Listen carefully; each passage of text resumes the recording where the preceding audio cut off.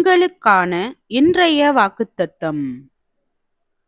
எனக்கும் உமது ஜனங்களுக்கும் உம்முடைய கண்களிலே கிருபை கிடைத்ததென்பது எதினால் அறியப்படும்? நீர் எங்களோடே வருவதினால் அல்லவா? இப்படியே பூமியின் மேலுள்ள ஜனங்கள் எல்லாரிலும் நானும் உம்முடைய ஜனங்களும் விசேஷித்தவர்கள் என்று விளங்கும் என்றான். அப்பொழுது கர்த்தர் மோசேயை நோக்கி, நீ சொன்ன இந்த வார்த்தையின்படியே செய்வேன்.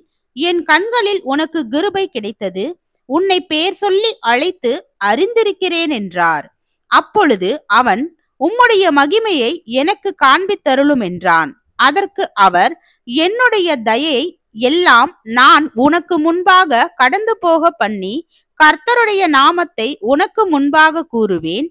எவன் மேல் கிருபையாயிருக்க சித்தமாயிருப்பேனோ அவன் மேல் கிருபையாயிருப்பேன்.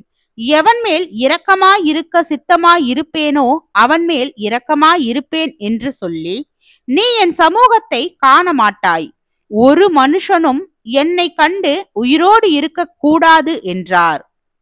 பின்னும் கர்த்தர், இதோ என் அண்டையில் ஒரு இடம் உண்டு, நீ அங்கே கன்மலையில் நில்லு. யாத்ராகமம் 33வது அதிகாரம் வசனம் 16 முதல் 21 வரை.